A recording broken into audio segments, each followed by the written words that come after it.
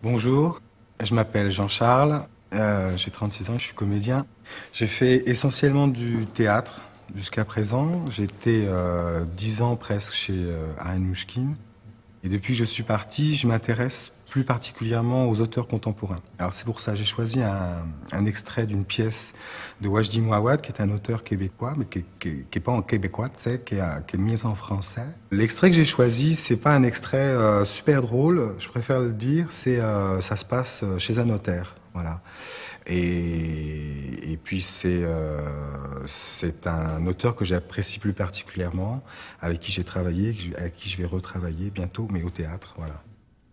Comment parler d'aujourd'hui, raconter des histoires qui se passent aujourd'hui. Alors au théâtre, c'est les auteurs contemporains, et puis c'est aussi beaucoup le cinéma, parce que c'est un outil pour raconter aujourd'hui qui me paraît incontournable en fait.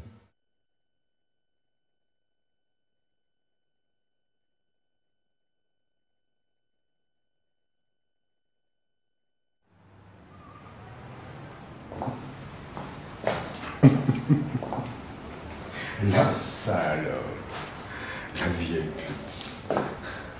Elle nous a vraiment fait chier jusqu'au bout.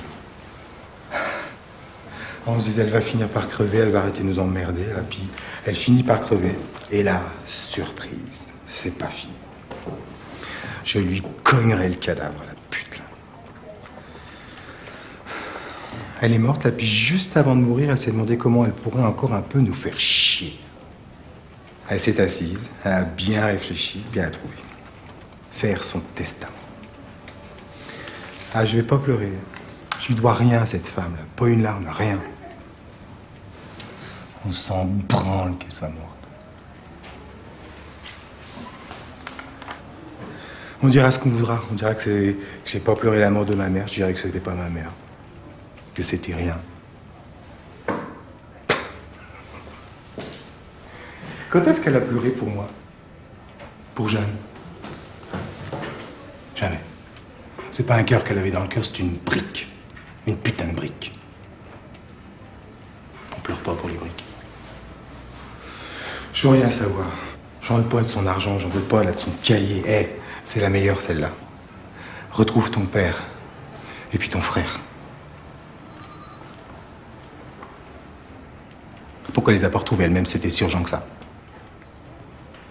Pourquoi elle s'est pas un peu occupée de nous? La pute.